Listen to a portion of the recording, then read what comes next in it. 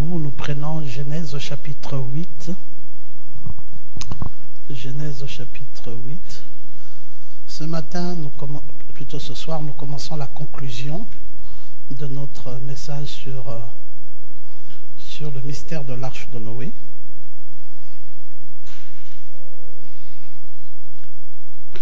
Genèse chapitre 8, nous allons lire du verset 17 jusqu'au verset 21.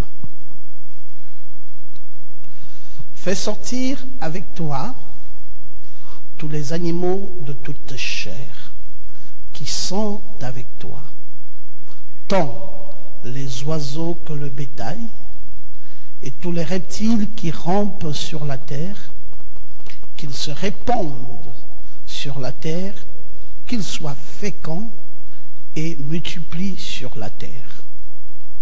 Noé sortit avec ses fils, sa femme et les femmes de ses fils.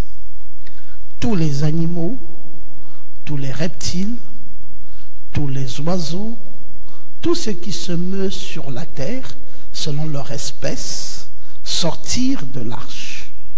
Noé bâtit un autel à l'Éternel. Il prit de toutes les bêtes pures et de tous les oiseaux purs, et il offrit des holocaustes à l'Éternel, sur l'autel. L'Éternel sentit une odeur agréable. On va s'arrêter là. Que Dieu bénisse sa parole. Veuillez vous asseoir. Ça a été un excellent voyage sur le message de Noé, et très sincèrement, à l'entame de ce message, je ne savais pas que j'allais apprendre autant de choses que j'ai appris tout au long de l'étude de ce message.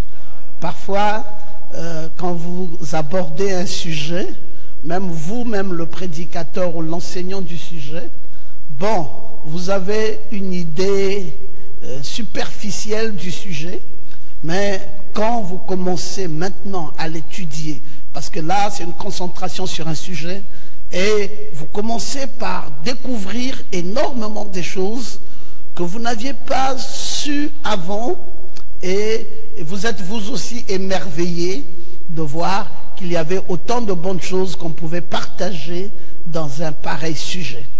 Et je vous avoue que j'ai été très sincèrement béni tout au long de cette étude, pendant que nous arrivons aux conclusions de ce message. C'est un message qui se repartit en trois. Vous l'avez certainement compris. Hormis l'introduction, bien entendu, où dans l'introduction, nous sommes en train d'étudier l'arche elle-même, en train de voir sa configuration, sa structure, les matériaux employés pour la construction de cette arche et comment elle était faite, etc., etc. Tout ça n'a constitué que ce que l'on peut appeler l'introduction de ce message. Et puis, arrive une autre séquence où on commence à parler du ministère de Noé lui-même, qui doit devoir prêcher pendant 120 ans, et qui a prêché, et il y avait effectivement des renégats qui n'étaient pas prêts à recevoir le message de Noé, et qui étaient endurcis, et qui ont refusé de croire dans ce message qui, bien entendu, semblait être un message totalement fanatique, parce que, bon, il n'avait jamais plu, et Noé parlait d'une pluie qui doit venir, et c'était pas facile, et il y avait des incrédules qui étaient là, il y avait monsieur sceptique qui s'est illustré, et il y avait aussi monsieur... Hein? Monsieur qui? Hein? Monsieur l'impatient qui s'est illustré également, et puis c'était très bien, et ça c'était, comme on peut dire, la partie A de ce message, la première partie de ce message, que l'on peut considérer comme étant l'appel, la partie naturelle du message, ou l'appel au salut par rapport à l'arche de Noé. Et puis, il y a une deuxième partie de ce message qui est aussi une partie exaltante, qui est la partie où Noé est effectivement maintenant dans l'arche. Et là, nous découvrons que dans cette arche, Noé ne reste pas à un même niveau. Noé passe par de la justification à la sanctification, de la sanctification au baptême du Saint-Esprit. Et nous voyons la fenêtre par laquelle le Saint-Esprit entre et la colombe qui est d'ailleurs bien présente là pour symboliser la présence du Saint-Esprit dans cette arche. Et ça, c'est la deuxième partie de l'arche. Et puis, il y a une troisième partie, bien entendu, que c'est l'appel. Nous sommes dans le naturel. On dit, allez, venez, croyez dans cette arche. Et puis, quand on arrive dans l'arche, on rentre dans l'arche, c'est déjà la justification. Là, nous sommes dans la partie spirituelle maintenant. Et puis, la sanctification, le baptême du Saint-Esprit. Et puis, après, il y a une troisième partie. C'est la partie où maintenant, nous quittons le baptême du Saint-Esprit et nous allons dans la nouvelle création. Et là, c'est aussi une autre partie exaltante de ce message. Et là, nous l'avons vu le dimanche, et ça nous a fait beaucoup de bien d'arriver à cette phase-là, où maintenant, on se retrouve face à la nouvelle création. Noé doit sortir de l'arche.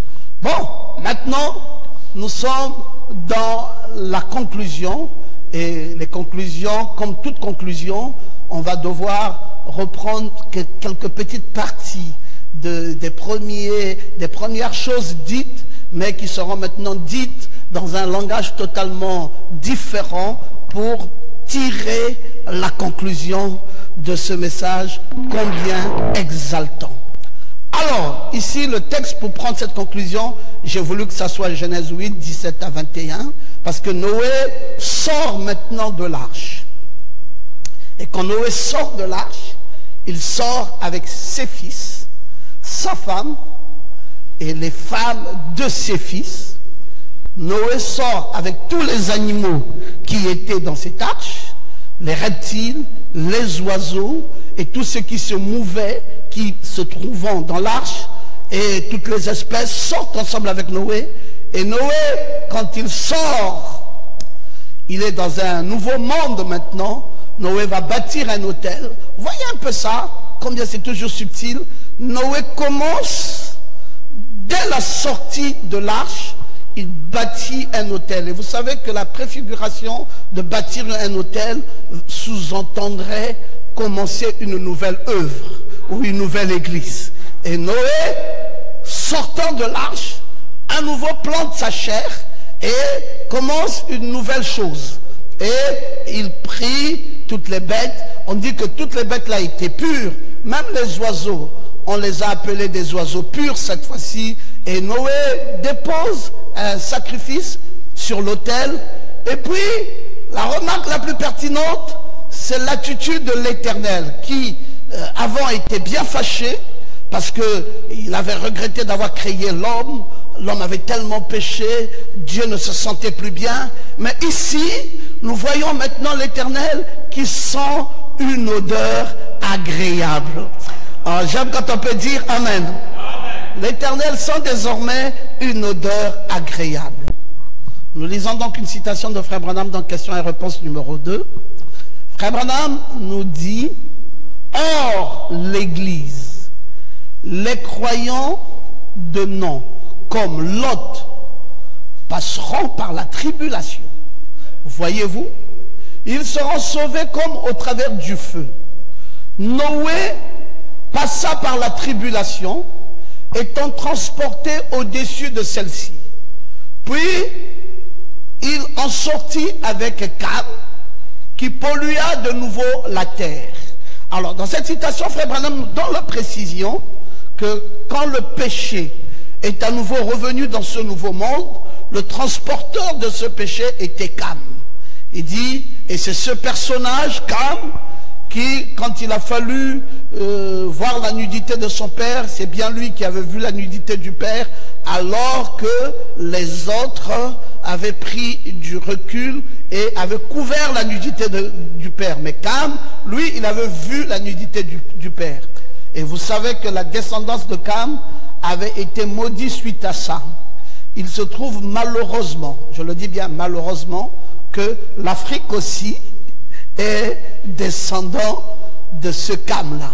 Hein, Mitzraïm, Cush, et puis de là va venir les Nimrod et tout cela, et puis on va commencer à retrouver la peau noire au travers de cette descendance de Cam. Alors, c'est Cam qui pollua de nouveau la terre. Voyez-vous, l'autre sortit, ses propres filles couchèrent avec lui, il y eut des enfants de ses propres filles, voyez-vous, mais Abraham engendra la sémence royale, la sémence de la promesse, Enoch partit pour la gloire dans l'enlèvement, il alla simplement se promener et retourna à la maison, il n'est jamais passé par la tribulation. Donc Noé dans cette arche, Noé qui est là,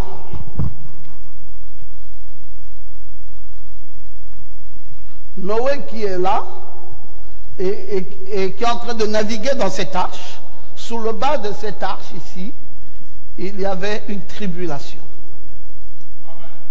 Il y avait la tribulation.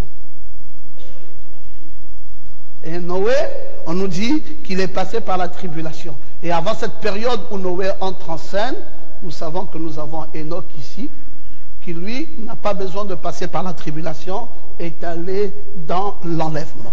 Et donc Enoch ici, qui est notre type à nous, 7e après le second Adam, qui ne passeront pas par la tribulation, bien entendu, parce que l'Église ne passe pas par la tribulation, elle va dans l'enlèvement. Et c'est ce que Frère Branham nous dit ici dans question-réponse du 23 août 1964 au soir. Et le prophète nous dit ensuite, dans question-réponse numéro 3, il dit, maintenant le millénium, ce n'est pas les nouveaux cieux et la nouvelle terre, il y aura encore le péché après le millénium. Dans la précision, après le millénium, il y aura le péché, simplement parce que, quand Frère Branham dit qu'après le millénium, il y aura le péché, c'est parce que lors du millénium, le diable est enchaîné par des chaînes de circonstances. Et il sera relâché, et il y aura la guerre de Gog et Magog. Parce qu'en fait, il y a deux guerres. Il y a une première guerre. Il y a une première guerre qui déclenche d'ailleurs même la tribulation. C'est cette guerre qu'on appelle la guerre d'Armageddon. Armageddon. Et puis, il y a une période de la tribulation. Et quand la tribulation prend fin, en principe, il y a un millénium qui vient ensuite. Mais dans le millénium, le diable est lié par des chaînes de circonstances. Donc le diable est lié. Le diable est lié par les chaînes de circonstances à cette période de millénium. Et puis après, le diable est à nouveau relaxé. Et quand il est relaxé, il y a une autre guerre qui se déclenche. C'est la guerre que l'on appelle la guerre de Gog et Magog. Magog ici, qui vient bien entendu de Moscovite, Moscou, et les Russes sont impliqués dans cette guerre également, qui est la guerre de Gog et Magog, selon que le révèlent les Écritures dans Ézéchiel. Alors, à cette période, Frère Branham nous dit que le millénium, c'est un type entrant dans l'arche qu'il a transporté et emmené Cam et les autres de l'autre côté. Mais, important de noter ceci, ce n'est pas encore les nouveaux cieux ou la nouvelle terre, il y aura le péché après le millénium. Donc c'est ce petit détail que je viens d'illustrer ici, que j'aimerais que vous puissiez savoir dans la chronologie des événements de la parole. Et puis, dans question et réponse numéro 3, le prophète de Dieu dit, Enoch fut enlevé. Il était un type de l'épouse qui monta, non pas celui qui fut transporté de l'autre côté. Ainsi, le péché sera encore de l'autre côté du millénium, mais pas durant le millénium. Voilà la précision, elle est de taille. Parce que quand il dit de l'autre côté du millénium, ça peut sous-entendre que c'est pendant le millénium qu'il y a le péché. Non. Il dit de l'autre côté, donc au-delà du millénium, de l'autre côté. Et Frère Branham apporte la précision qui est de taille. Il dit, pas durant le millénium. Il dit, voyez-vous, durant le millénium, c'est la paix, vous voyez, mais on finira avec le péché de l'autre côté du millénium. La communion, Frère Branham dit, Dieu a créé le monde en 6000 ans. Il dit, 7000 est un type du millénium. Il dit, son repos. Eh bien, comme je l'ai dit l'autre soir, après 2000 ans, quelque chose se passe. Les premiers 2000 ans, Noé a construit l'arche.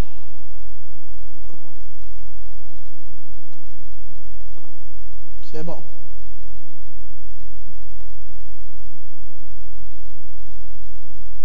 Le premier 2000 ans, Noé a construit l'arche. Il dit les 2000 ans, Christ est venu. Et nous sommes en 1960. Là, ils étaient en 1960. Aujourd'hui, on est en 2019. Et il dit, maintenant, vous voyez, le 7e. Et de même que Dieu a travaillé et a créé le monde en 6 jours, 6000 ans, nous savons que les Écritures déclarent qu'un jour égale 1000 ans au ciel. Donc, le 7e 1000. L'Église a combattu le péché pendant 6000 ans. Et le 7e millénaire, c'est le millénium, le mémorial pour toute la création que Dieu a racheté son Église. Donc voilà, dans la disposition physique du millénium, Frère Branham ne pensait pas que juste après que Noé ait fini et traversé la tribulation, on arriverait directement à une période de millénium. Parce que pour le prophète, c'était les 2 premiers 1000 ans qui se sont passés. Il y a eu un déluge. Il dit qu'il y aura encore 2 autres 1000 ans où il y aura le sang, donc l'eau, le sang. Et il y aura les 2 derniers 2000 ans qui vont encore avoir lieu. Et cette fois-ci, il y aura la présence de l'Esprit.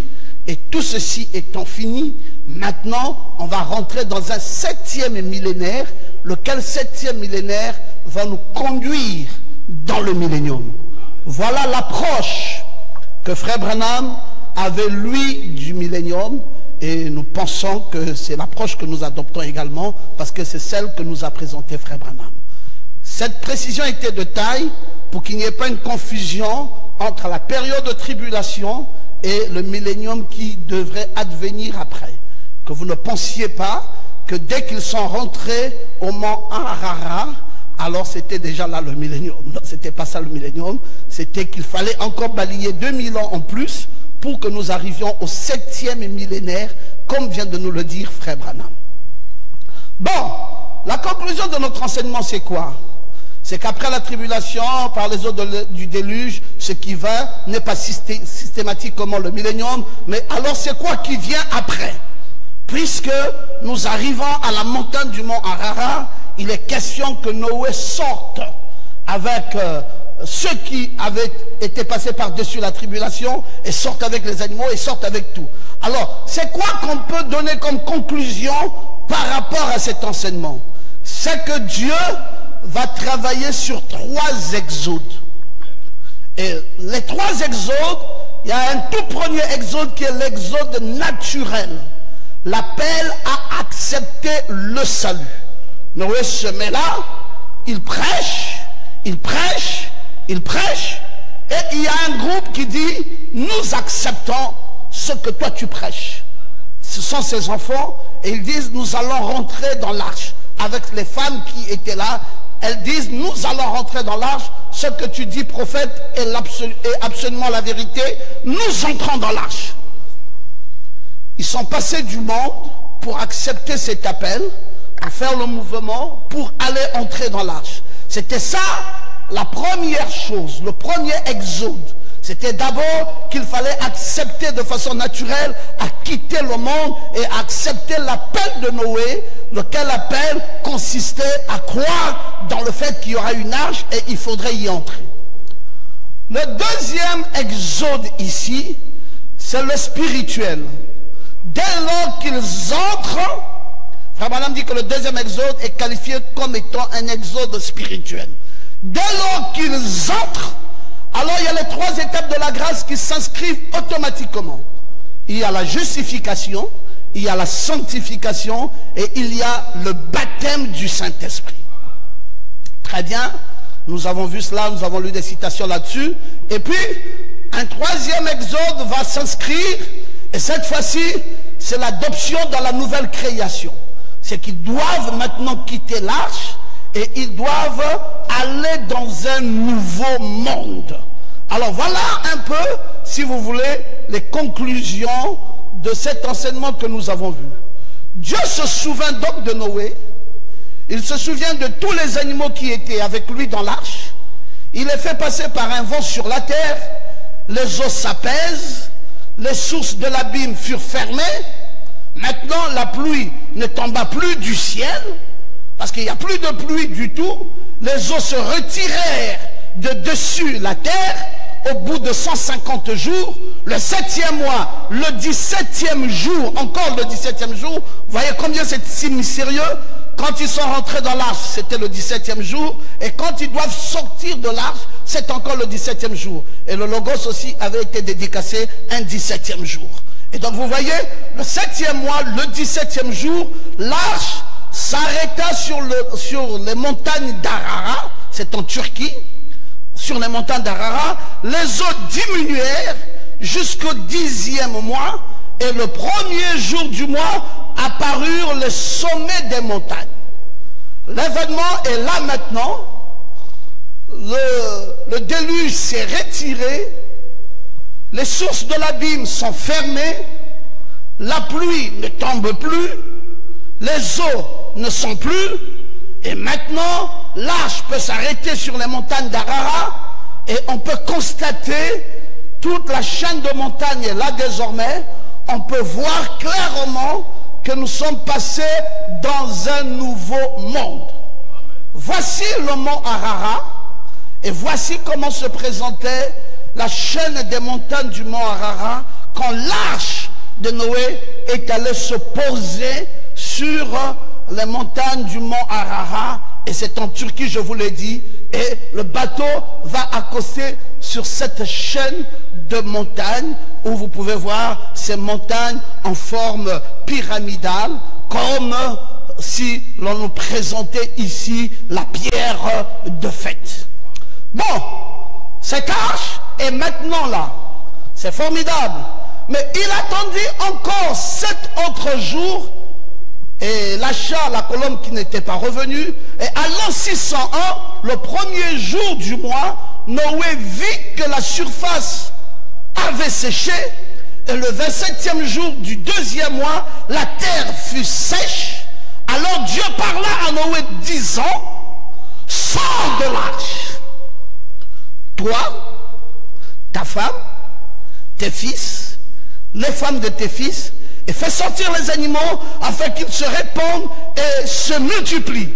Noé va sortir, ses fils, sa femme, les femmes de ses fils, les animaux, chaque mâle avec sa femelle, ils en sortent tous. Ils sortent donc sur les montagnes d'Arara. Noé, nous l'avons vu dans le texte, va bâtir un autel, va offrir des holocaustes à l'Éternel, et il va dire en son cœur, Dieu, je ne maudirai plus jamais la terre à cause de l'homme. C'est là où Dieu prend une résolution ferme. Je ne maudirai plus la terre à cause de l'homme, parce que ses pensées sont mauvaises dès sa jeunesse. Je ne frapperai plus tout ce qui est vivant tant que la terre subsistera. Les semailles, la moisson, le froid, la chaleur, l'été, l'hiver, le jour, la nuit ne cesseront point. Dieu bénit Noé, il bénit les fils de Noé et il leur dit, allez-y, soyez féconds, multipliez-vous et remplissez la terre. Alors Dieu prend une décision ferme, celle de ne plus jamais frapper la terre tel qu'il vient de le faire. Parce que c'était terrible, le jugement était fort. des maisons se sont effondrées, les gens sont morts, tous dans l'eau sous le déluge. C'était vraiment catastrophique. Frère Branham nous dit, si l'on avait été ainsi, alors la race noire aurait cessé d'exister lors de la destruction du monde antédiluvien, lorsque le monde fut détruit par l'eau. Car Noé et sa famille furent les seuls à se trouver dans l'arche. Ils furent les seuls à se trouver dans l'arche. La race noire aurait cessé d'exister s'il en avait été ainsi. J'ai continué, non monsieur, la race noire ne vient pas de là, jamais. Il dit la race noire comme la nôtre provient du même arbre. Tous les êtres humains proviennent d'un même arbre. Il n'y a pas de différence, c'est exact. Nous sommes simplement, l'un peut être jaune, l'autre peut être brun, un autre noir, un autre blanc, et un autre pâle, et un autre rouge, et ainsi de suite. Mais vous provenez tous de ce même arbre.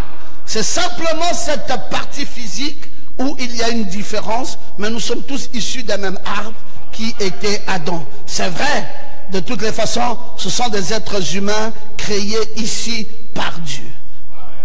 Dieu dit encore à Noé, sachez-le bien, je redemanderai le sang de vos âmes à tout animal, je redemanderai l'âme de l'homme à l'homme qui est son frère, et si quelqu'un verse le sang de l'homme, par l'homme, son sang sera versé.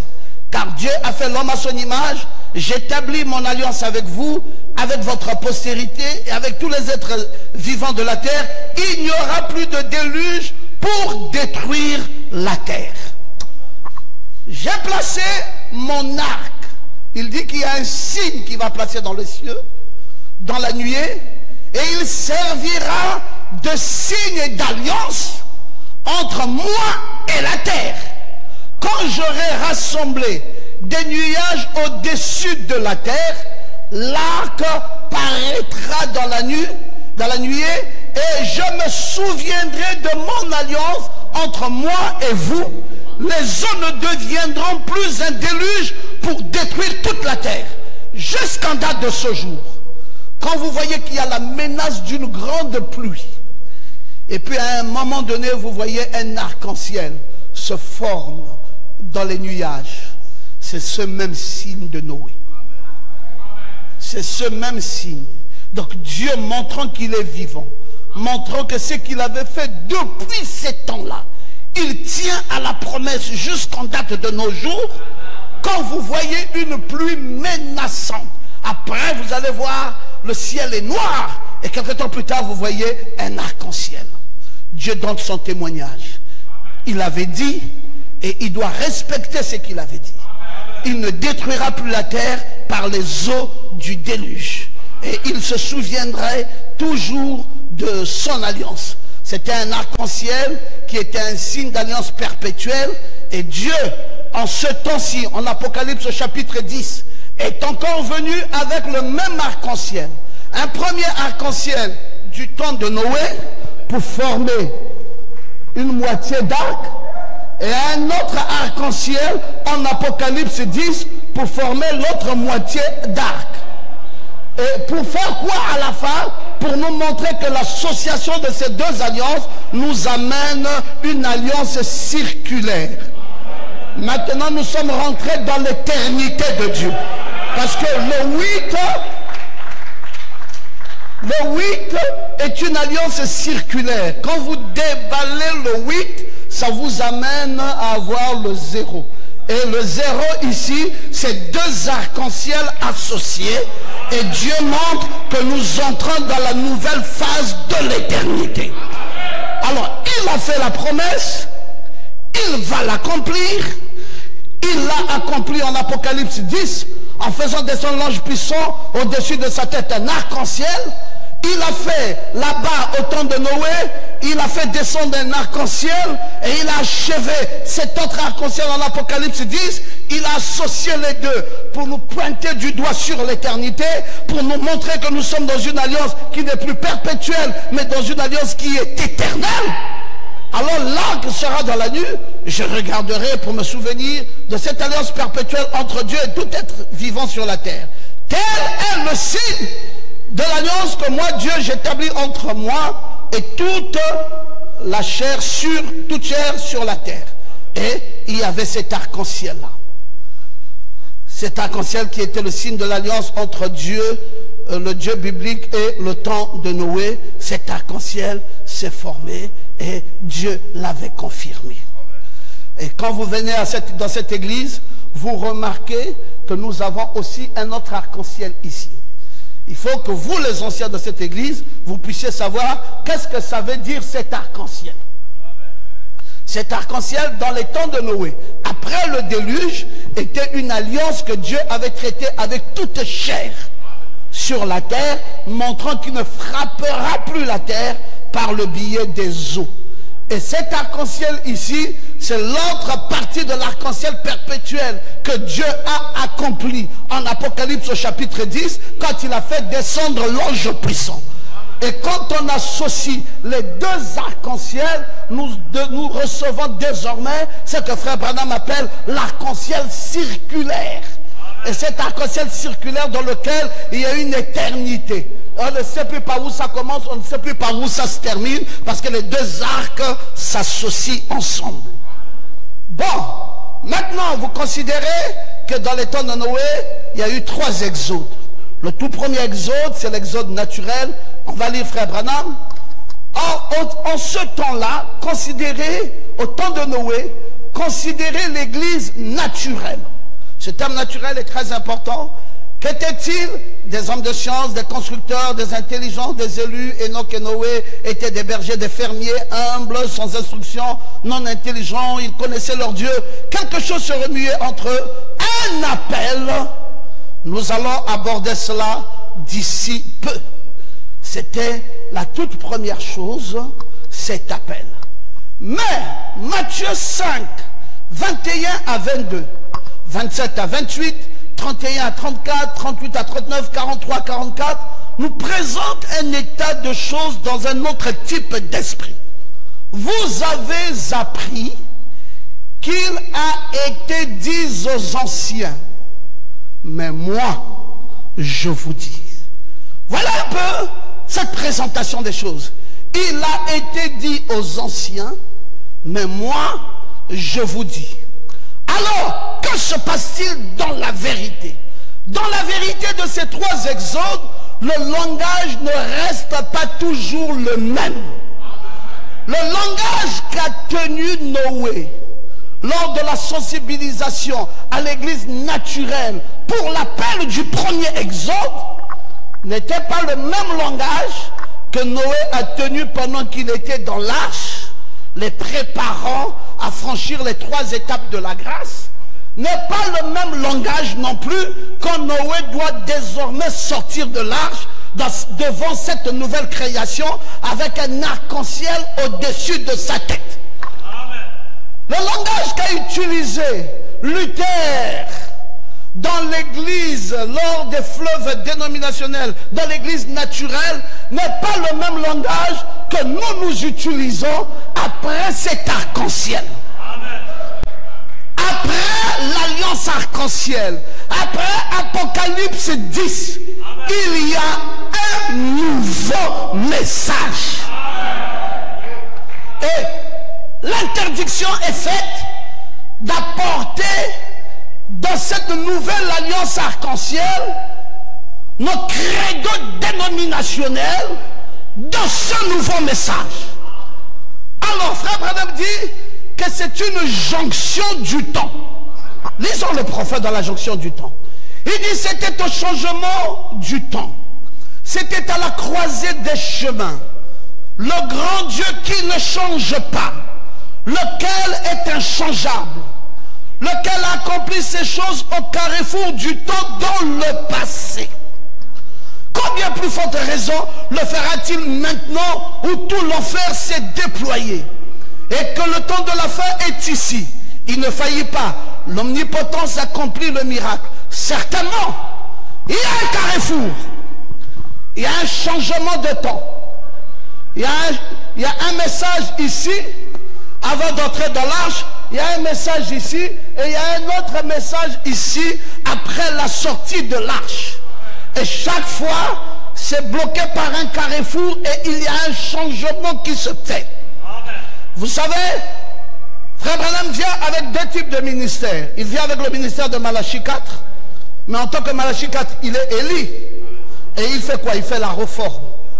Il fait de la réforme, parce qu'il s'adresse là à l'église pentecôtiste. Et puis, il vient dans sa deuxième mission. En Apocalypse chapitre 10, là, il est prophète. Là, il n'est pas un réformateur, il est prophète. Et en étant prophète, il vient avec un nouveau message. Il apporte un nouveau message après l'ouverture des sceaux.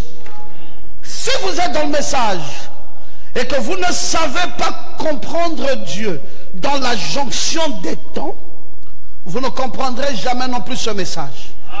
Ce message dans lequel nous sommes est un message qui a été apporté dans une jonction de temps. C'est pour cela que vous allez voir, quand Dieu emploie le prophète, il lui parle du premier poule dans une saison donnée. Après, il lui parle d'un deuxième poule dans une autre saison donnée. Et ensuite, il lui parle d'un troisième poule. Et vous écouterez le frère Branham nous exprimer cela clairement en nous parlant de l'étape actuelle de mon ministère. Quand il dit l'étape actuelle de mon ministère, ça veut dire qu'il y avait une première étape qui n'a rien à voir avec l'étape actuelle. Et l'étape actuelle et l'ancienne étape a connu des changements dans la jonction du temps. Voilà le jargon du message. La jonction du temps, la croisée des chemins, le changement du temps. Et tout ceci, le carrefour du temps. Alors, quand vous connaissez ces termes, vous commencerez par suivre le prophète tranquillement. Dans le temps est proche. Frère Branham dit, le moment est venu. C'est proche maintenant. Le temps est venu pour Jéhovah de se tenir sur la scène, de se montrer lui-même. Il le fait toujours juste aux jonctions du temps. Et c'est le temps maintenant, la lumière lui. Alors, à la lecture de ces citations, Dieu a reparti le temps en épisodes. Il a reparti le temps en dispensation. Comme nous voulons essentiellement parler de l'église, nous dirons qu'il y a 3 églises avec 3 grandes dispensations. C'est ce qui fait la perfection. Parce que Dieu est toujours parfait en 3. Est-ce que tout le monde est là? Je ne veux pas courir. J'ai envie d'aller un peu doucement parce que je n'ai pas non plus besoin que vous manquiez cette conclusion. Cette conclusion est très importante pour la suite de votre foi et même la suite de la compréhension du message dans les jours qui viendront. La première église, la deuxième et la troisième. Tout ceci dans le changement des jonctions de temps, dans les carrefours de temps, dans le changement du temps. Alors, la première église, c'est l'église d'Israël dans l'Ancien Testament. La deuxième église, c'est l'église des nations, qu'on appelle l'église spirituelle. Et la troisième église, c'est l'église épouse de Christ. Donnez-moi un peu ce tableau-ci. La deuxième église, c'est l'église des nations, ce que nous appelons l'église spirituelle. Voici l'église des nations. Ça commence ici.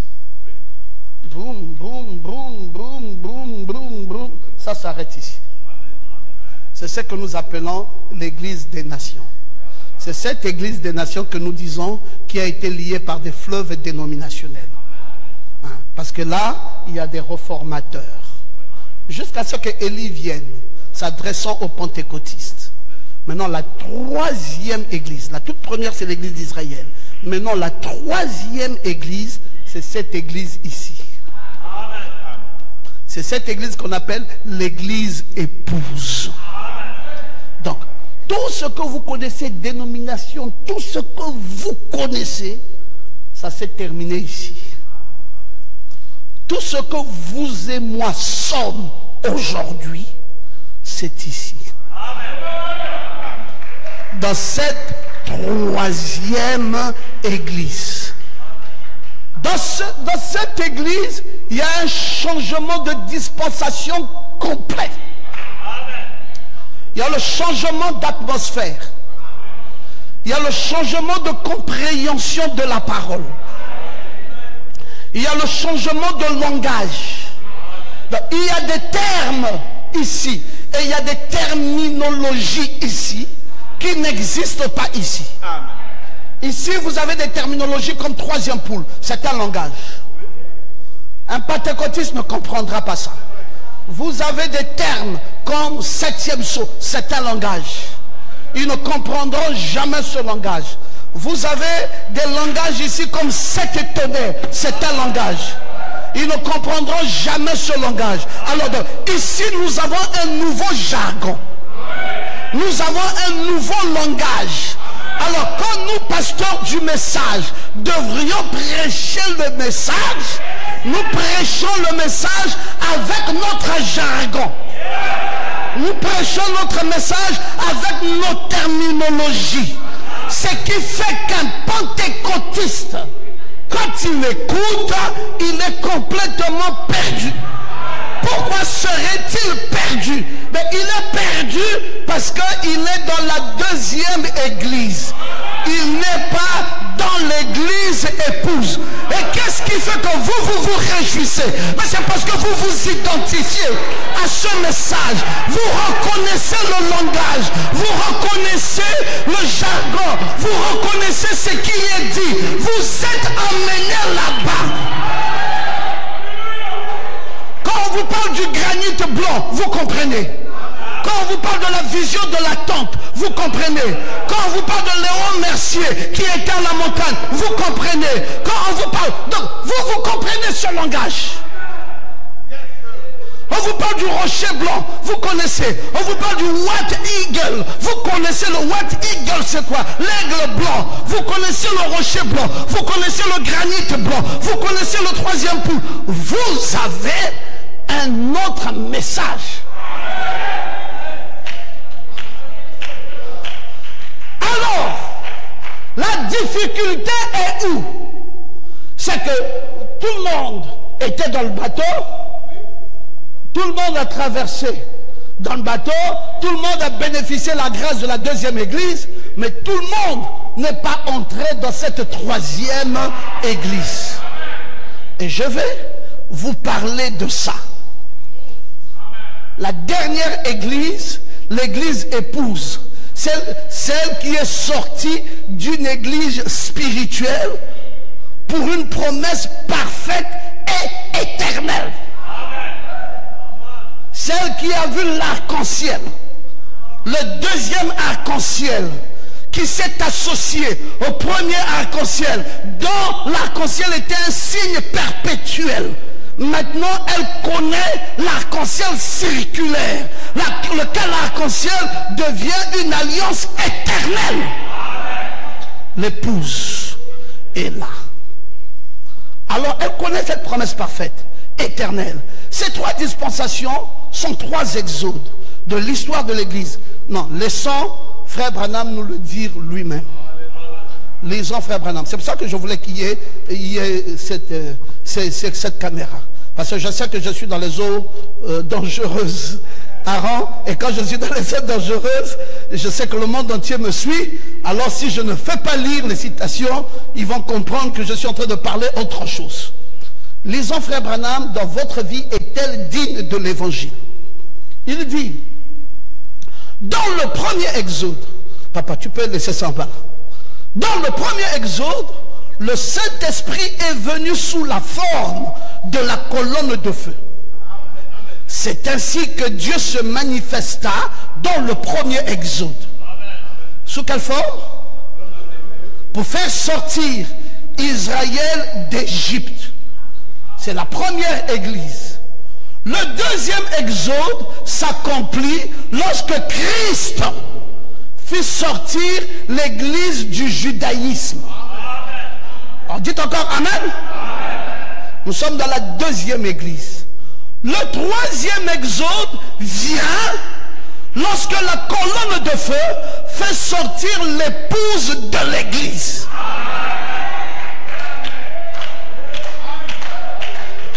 Le premier exode, on sort d'une nation pour une nation. On sort de l'Égypte et on rentre à Canaan. Le deuxième exode, on sort d'une religion, le judaïsme, et on rentre dans une autre religion, le christianisme.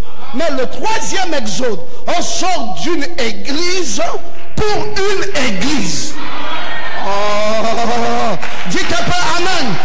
Donc premier exode, nation à nation. Deuxième exode, religion en religion. Troisième exode, église en église. Mais lors du premier exode, c'était déjà la première église qui est Israël. Lors du deuxième exode, c'est la deuxième église qui a commencé à la Pentecôte et qui est en train de traverser jusqu'à l'Odyssée. Et arrive la troisième église. Vous voyez? Maintenant suivant.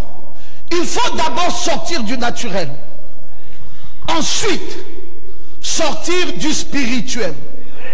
Et ensuite, le spirituel doit sortir de l'église. Donc, c'est pour ça que je vous ai montré la citation de Noé dans le naturel. C'est d'abord sortir du naturel. C'est ce premier appel. Mais après, il y a un deuxième appel qui est l'appel du spirituel. Et il y a un troisième appel où vous sortez, le spirituel doit sortir de l'église. Maintenant, vous rentrez dans le corps mystique. Nous pouvons bien distinguer ces trois périodes. C'est Frère Branham qui dit. Maintenant, commençons par le commencement. L'église naturelle, qu'on appellerait Israël. De Joseph, le dernier prophète avant l'esclavage, à la commission de Moïse, le chef du premier exode, parce que Moïse est le chef du premier exode. Chaque exode, Nathanaël Mutinga a son chef. Et lors du premier exode, le chef du premier exode s'appelle Moïse. Il s'est passé combien de temps? 400 ans. De Joseph jusqu'à la commission de Moïse. 400 ans. Dieu envoie Moïse vers son peuple. Mais ce dernier rejette son messager. Israël rejette Moïse. Vous connaissez la période, je vous l'ai expliqué, quand il y a eu la bagarre, il a séparé, et la deuxième bagarre, ils ont dit, tu veux encore nous tuer comme tu avais tué les Égyptiens. Alors, en ce moment-là, ils ont rejeté leur messager. C'est là où Frère Branham dit, c'est la séquence là où ils ont rejeté le messager. Alors, ils sortiront finalement au bout de 430 ans d'avertissement. Donc, cette séquence-là va ajouter 30 ans supplémentaires sur les 400 ans. Au lieu qu'Israël sorte 400 ans après, parce que c'est ce qu'Abraham avait dit, qu'ils iront en esclavage en Égypte, 400 ans plus tard, ils en sortiront. Ils y sont restés 430 ans à cause de leur propre faute, pour n'avoir pas reconnu leur prophète, le chef du premier exode, et pour l'avoir rejeté, ils ont subi 30 ans supplémentaires. Et finalement, ils sortent de là à 430 ans. Les 400 annoncés et Abraham plus 30. Après leur sortie, le peuple de Dieu devient l'église de Dieu dans le désert. Ils passeront par les 7 âges de l'église. Oh. Je ne sais pas si vous êtes ici. Levez votre main droite et dites Amen. Les 7 âges de l'église que je viens de vous pointer ici, dans la deuxième église, ça a aussi eu lieu avec Israël dans la première église. Ils sont d'abord Israël. Dès que l'esclavage prend fin, 430 ans plus tard, et qu'ils s'engagent, ils deviennent une église. Et quand ils deviennent une église, ils traversent 7 âges de l'église. C'est ce que nous enseigne le prophète. Alors, 7 âges de l'église jusqu'à la venue du juste, le fils de l'homme prophétisé par Moïse. Quand arrive leur âge de maturation, la descente de la pierre de fête, il la rejette. Israël, hein? Il rejette la pierre de fête. Alors, remarquez qu'ils seront sortis plus tôt d'Égypte. Au bout de 390 ans, ils avaient reçu Moïse. C'est pourquoi le prophète dit qu'ils firent 40 années supplémentaires d'esclavage. Le temps que Moïse a dû passer derrière le désert chez Jéthro. Amen. Bon, maintenant, nous sommes avec l'église naturelle. Lisons un peu quelques textes pour vous permettre de vous situer. L'Éternel dit à Abraham, sache que tes descendants seront étrangers dans un pays qui ne seront point à eux. Ils y seront asservis et on les opprimera pendant 400 ans. C'est écrit. Exode 12, 41. Au bout de 400 ans, le même jour, toutes les armées de l'Éternel sortirent du pays d'Égypte. C'était comme cela les textes prévus par rapport au passage d'Israël à cet endroit-là. Frère Branham nous dit, dans le message, le respect. Il dit, il y eut un autre homme dont j'aimerais parler. C'était un grand et puissant prophète du nom de Moïse. Le peuple d'Israël aurait dû comprendre, selon les Écritures, que Dieu allait les délivrer et les faire sortir d'Égypte. Mais aussitôt que Dieu eut préparé son homme et l'eut envoyé en Égypte, ils n'eurent aucun respect pour lui. Ils le repoussèrent et dirent, tu nous tueras comme tu as tué l'Égyptien. À cause de cela, ils durent rester dans l'esclavage pendant une période supplémentaire de 40 ans. Alors, disons tous Amen. Frère Branham, l'enseignant, est en train de nous enseigner ce qui se passa lors du premier exode. Ils restèrent dans l'esclavage parce qu'ils refusèrent de respecter le libérateur qui était venu pour les délivrer. Cela les réduisit de nouveau en esclavage. Non pas parce que Dieu voulait qu'ils y restent. Le moment était tout à fait juste. Mais ils restaient 40 ans de plus parce qu'ils refusèrent d'accepter le moyen prévu par Dieu pour échapper. Combien je crois que c'est le même cas ce soir. La même chose. Voyez-vous qui est le chef du premier exode? Moïse. Il fallait que ce peuple, dans leur marche, fasse attention à Moïse. Tout ce que Moïse disait, il fallait qu'ils enregistrent ça. Il ne fallait pas blaguer. Et une petite blague, ils l'ont payé. Les Écritures l'ont annoncé et le prophète l'a confirmé. Maintenant, allons-y dans la deuxième église. Celle qui est supposée être appelée l'église des nations, la partie de l'église spirituelle. Là-bas, nous avions pris de Joseph. Ici, on prend de Malachie. De Malachie, le dernier prophète de l'Ancien Testament à Jésus, le chef du deuxième exode, il y a eu environ 400 ans. Mais pourquoi, Pasteur Goma, de telles similitudes? Non, je vais vous montrer la perfection du message et la perfection de la parole. La parole est parfaite sur toute la ligne. Donc, ce que vous entendez, ce que vous apprenez, ce que vous connaissez de Dieu est parfaite.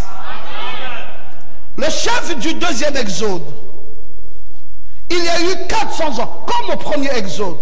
Plus précisément, 397 ans. Mettons 400 ans. La sémence de cette église était dans le sein de sa mère, la femme Israël. Et celle-ci était dans l'obscurité, c'est-à-dire sans prophète, sans lampe de Dieu pour l'éclairer.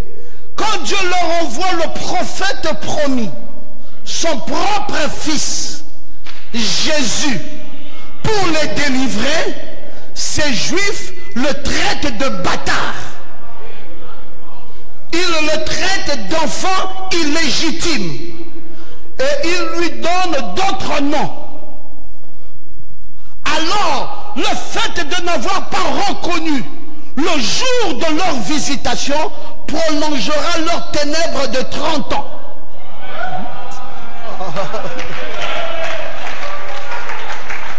Alléluia! Parce que Jésus a commencé son ministère à l'âge de 30 ans. C'est en 53 que l'Église des Nations va commencer sa longue marche dans le désert. Donnez les tableaux.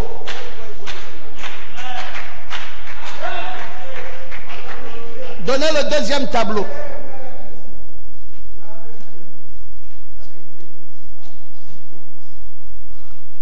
Jésus a terminé. Il est parti. Ce peuple qui a manqué de reconnaître leur Jésus, alors leur marche dans le désert va être, on va les retarder. Et c'est en 53 que commence ce désert de l'Église des Nations. La même chose qui se produisit au premier exode, la même chose va se reproduire au deuxième exode avec l'église du deuxième exode, celle qu'on appelle plus naturelle mais spirituelle, encore appelée l'église des nations. Ici il y a tout, hein? Il y a les Béthanie dedans, il y a les Nzambé Malam où il y a tout sauf nous. Oh, levons bien nos mains droites. Disons tous Amen. C'est en 53 que l'église des nations va commencer sa longue marche du désert. Les 7 âges de l'église. Et aussi ont eu leurs 7 âges de l'église. Maintenant, nous commençons à avoir nos 7 âges de l'église dans ce deuxième exode, avec l'âge d'Éphèse. L'église des nations va s'achever à l'âge de la Odyssée, aux environs de 1977. Nous allons lire Frère Branham. Car quelque part là, une autre dispensation va commencer, celle de l'épouse. Quand la pierre de fête descend à la fin de l'âge pentecôtiste, l'église une fois de plus la rejette. Même scénario. Maintenant, c'est la troisième église qui entre en scène. Suivant. Lisons d'abord Frère Branham pour confirmer ce que nous avons dit là. Hein, c'est pour cela que nous affichons ça, qu'on ne dise pas que Ngoma est en train de raconter des bêtises. Quand leurs yeux s'ouvrirent, Frère Branham dit, elle attendait la manifestation de la parole. 400 ans depuis Malachie, il n'avait eu aucun prophète. Et ici se tenait un homme qui manifestait qu'il était un prophète. Rapidement, elle sut que cela était quelque chose. Elle dit, monsieur, je perçois que tu es prophète. Et elle dit, nous savons que quand le Messie sera venu, c'est ce qu'il fera. Deuxième citation, Jésus-Christ le même. Quand Jésus va sur la terre, parce que nous sommes au deuxième exode, nous connaissons son histoire de Noël. Mais son message commence à l'âge de 30 ans. Quand Jean le baptiseur l'a baptisé et que le Saint-Esprit est descendu de la part de Dieu et que la voix en sortit disant, celui-ci est mon fils bien-aimé en qui j'ai pris plaisir. Frère Branham nous parle de ça. Ici maintenant il revient avec les âges de l'église. Il dit le premier âge de l'église commence en 53. Nous sommes ici. De notre ère environ, lorsque Paul fonda l'église d'Éphèse, lors de son voyage missionnaire, il établit l'église d'Éphèse. Il en fut le pasteur jusqu'à ce qu'il soit décapité en 66. Ce qu'il faut qu'il fût pasteur, ce qui fait qu'il fut pasteur de cette église environ 25 ans après sa mort, il est dit que l'apôtre Jean devint le pasteur de cette église. Il en eut la charge durant cette période. L'âge d'Éphèse atteignit celui de Smyrne en commençant à l'an 170. C'est ce tableau-ci. Vous voyez? Ce n'est pas falsifié. Nous sommes en train de lire Frère Branham qui est en train de confirmer ça. Bon, maintenant, puis après l'âge d'Éphèse qui dura de 53 à 170, commença l'âge de Smyrne qui dura de 170 à 312. C'est dans notre tableau ici. Puis vint l'âge de l'église de Pergame qui commença à 312 pour durer jusqu'en 606. C'est là. Alors, vers l'âge de l'église de Thyatire qui commença en 606 et va jusqu'en 1520. C'est là. Et c'est l'âge des ténèbres. Puis l'âge de Sardes commence en 1520. J'ai mis ça en rouge parce que je vais vous enseigner quelque chose dessus. Ça commence en 1520 et ça dure jusqu'en 1750. C'est là. Et alors, après celui-là, c'est l'âge de l'église de la Odyssée. Je ne sais pas quand il se terminera, mais je prédis qu'il se terminera autour de 1977. Point barre. Dites Amen. Nous lisons Frère Branham. Il est en train de nous dire jusqu'à quand va se terminer ça. Il dit, je prédis ça, jusqu'en 1977. Bon, maintenant, papa, ne te fatigue pas, descends ça seulement. Je te rappellerai. Aujourd'hui, cette écriture est accomplie.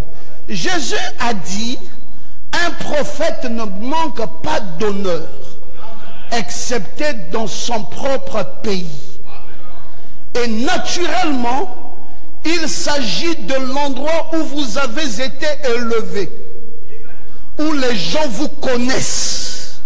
Et là, pour commencer, il avait une mauvaise réputation du fait qu'il était né sans père terrestre. Et on l'appela un enfant illégitime.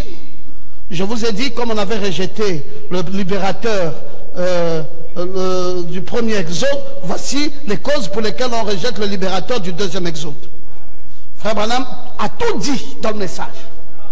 Il dit maintenant, il y a une mauvaise réputation. Du fait qu'il était son père terrestre, on l'appela un enfant illégitime. Parce que Marie avait effectivement été enceinte avant d'être officiellement mariée à Joseph.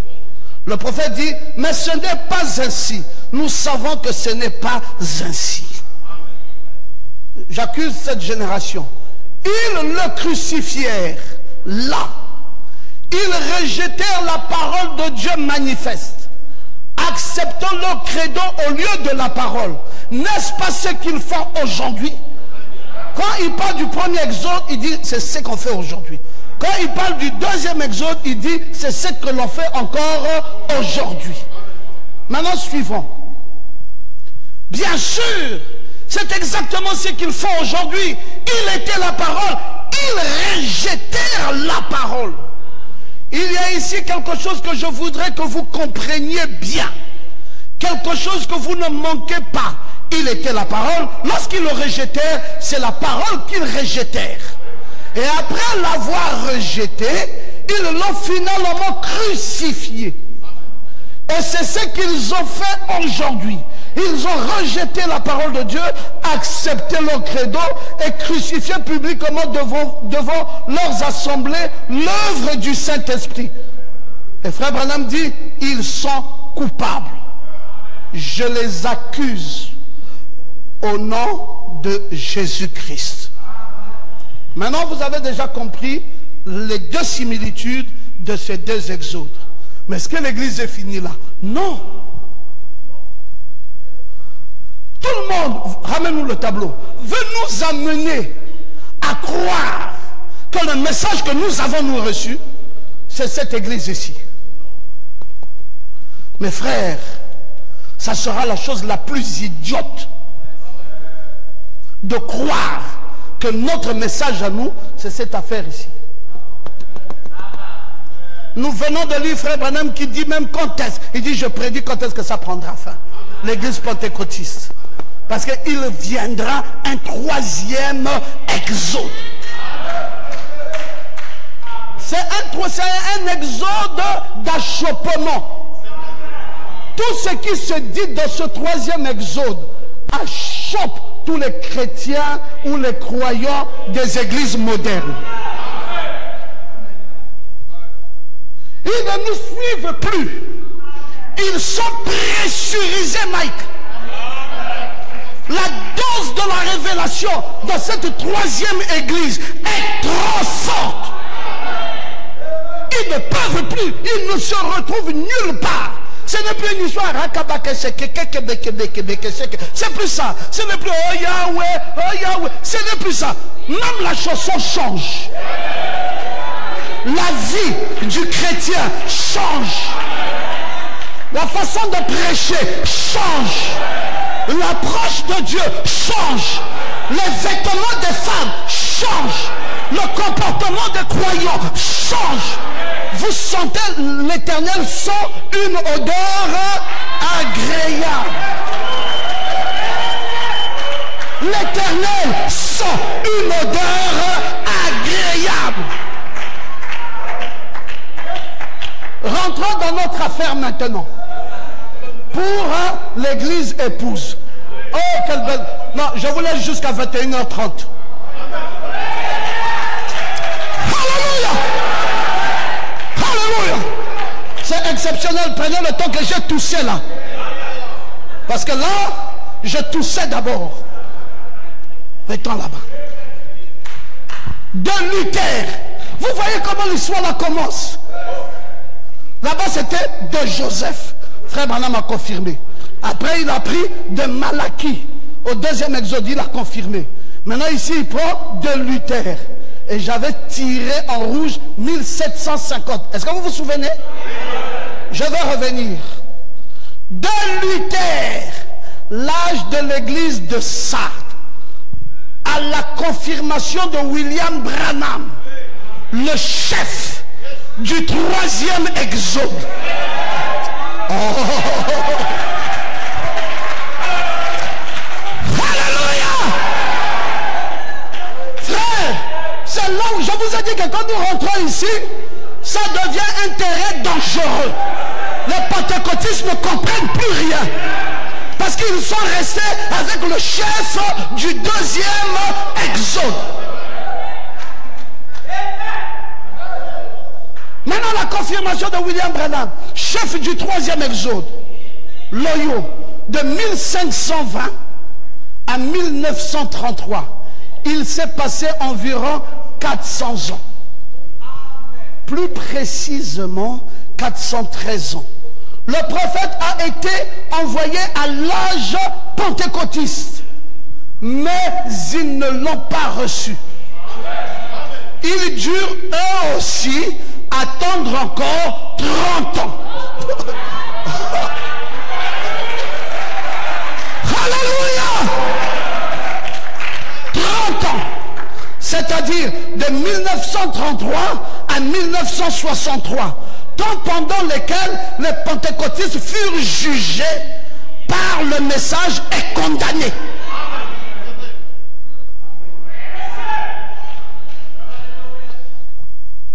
Même chose.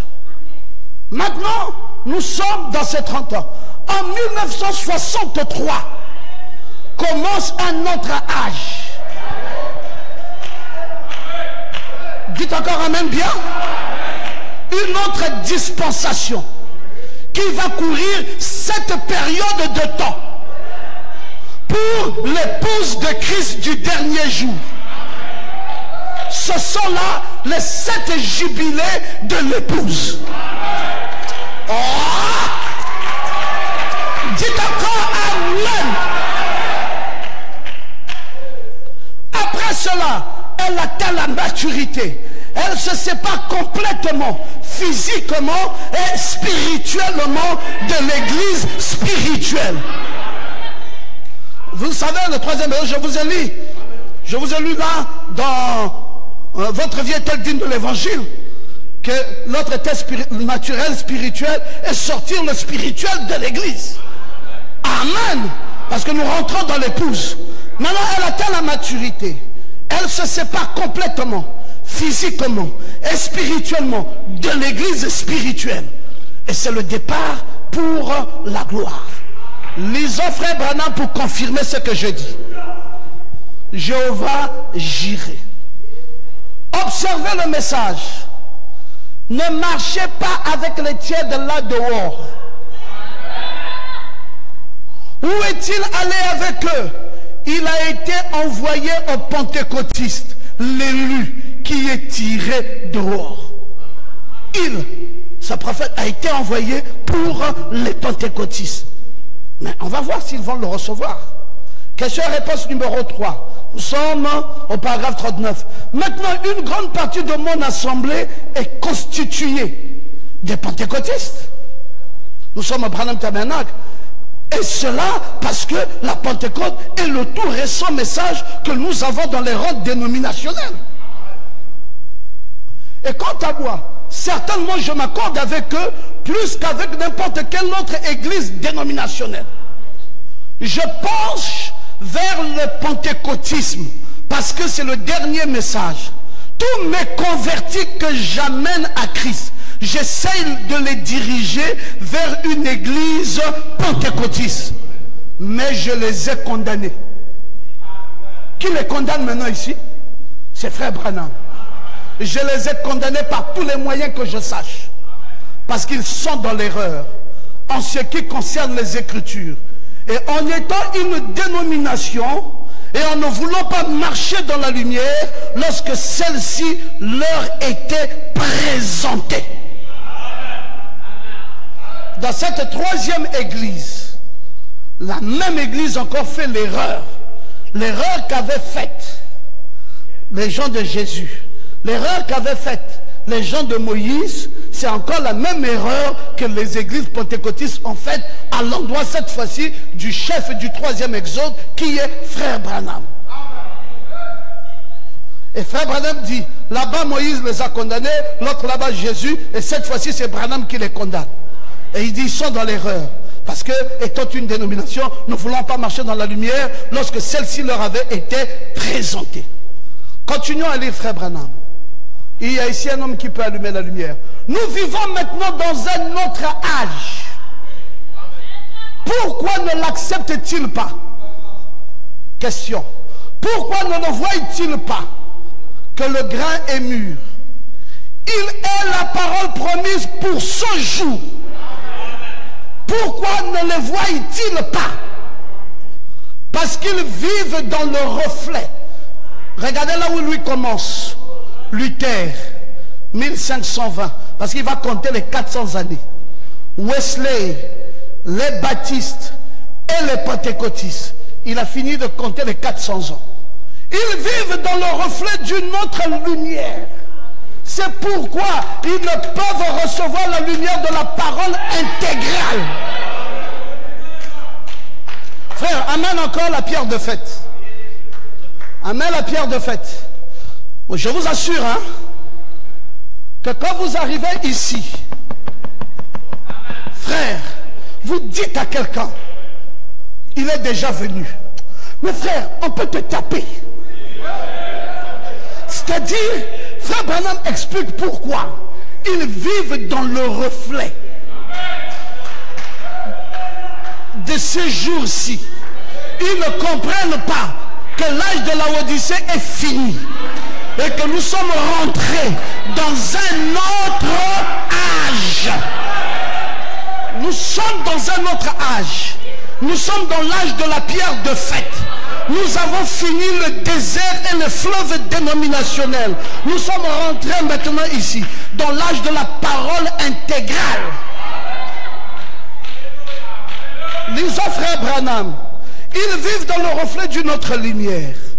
C'est pourquoi ils ne peuvent recevoir la lumière de la parole intégrale, confirmée, comme Dieu l'a promis dans les 7 sceaux. Là, c'est déjà fort. dans les 7 sceaux, dans lesquels furent révélés tous les mystères, où Dieu expliqua pourquoi ces mystères furent tels qu'ils le sont. Et cependant, lorsque cela arrive, ils s'en éloignent plus que jamais. Est-ce qu'ils peuvent s'en excuser? Frère Branham dit, ils n'ont aucune excuse. Désert encore. 400 ans de désert. Le prophète arrive en 33 jusqu'en 63. On met encore 30 ans supplémentaires. Patientons ces gens-là. Pas moyen. Ils vivent. Et on arrive ici. On passe dans un autre âge. Ces gens-ci disent non. Croyons même du message. Sous les influences dénominationnelles, ils n'arrivent pas à saisir, à capturer le message de la pierre de fête. C'est trop fort. Ils ne comprennent pas qu'il y a une autre église là-bas. Ils sont pressurisés. Le corps, parce que là-bas maintenant on parle des langages différents. Écoutez le langage. Le corps épouse parole. Maintenant le langage devient bizarre. Le corps épouse parole. Voilà les termes maintenant que nous on utilise. De Christ qui est né en 1963, quand l'église est arrivée à maturité dans le sein de l'âge de l'église, comme le corps époux parole est né. Là maintenant, frère, le langage est devenu bizarre. On te dit par exemple Ephésiens 4:11, c'est la partie mâle de l'épouse. Tu es troublé. Tu dis mais comment? Mais oui, c'est lui qui inocule la sémence dans l'épouse. Donc maintenant, c'est un autre langage. C'est un nouveau jargon. C'est une autre manière de présenter Dieu. Avec des nouveaux termes qui n'ont jamais existé avant. Maintenant, on arrive au sein de l'âge de l'église. Comme le corps époux parole est né du sein de Marie, la porteuse. Quand le Saint-Esprit est descendu pour la naissance de la pleine parole. Écoutez frère Branham, la semence n'hérite pas avec la balle. Notez que dans le sein de Marie, il y avait la sémence. Mais lorsque la sémence fut mise au monde, elle dit, je viens pour faire la volonté de celui qui m'a envoyé. Moi et mon Père, nous sommes un.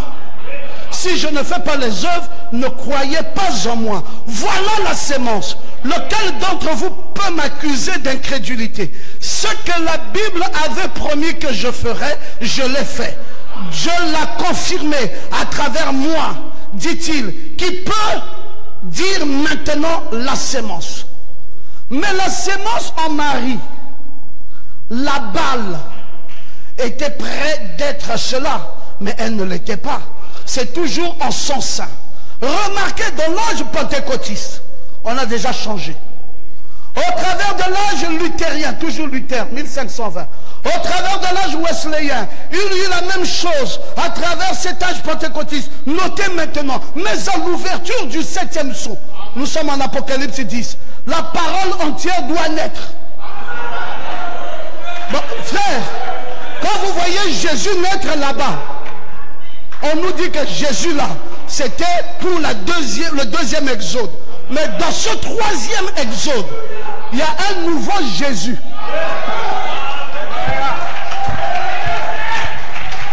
Alléluia! Mais il est où? Il ressemble à quoi? Il fait quoi? Ce nouveau Jésus là, c'est la parole. Maintenant, il doit faire quoi? On dit qu'il doit aussi naître. Comme Jésus était né dans le sein de Marie. Mais ce Jésus-là, la parole, le nouveau Jésus, né dans le sein des pentecôtistes. C'est elle, la nouvelle Marie, qui est la balle. Maintenant, elle doit s'ouvrir pour que le grain sorte. Et le grain rentre. Alléluia! Oh, mes frères, comment comprendre ça? C'est une nouvelle école. C'est une nouvelle science. Si tu n'as pas été préparé, frère, tu ne peux pas enseigner ça.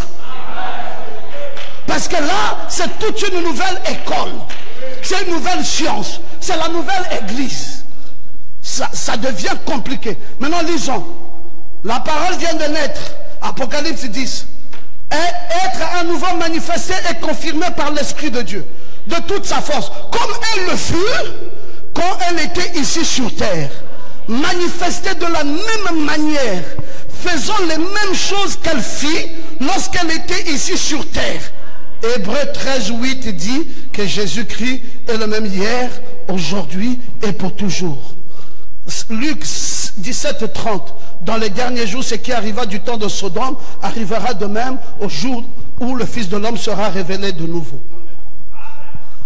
À partir, maintenant suivant, on rentre encore là dans les zones de turbulence.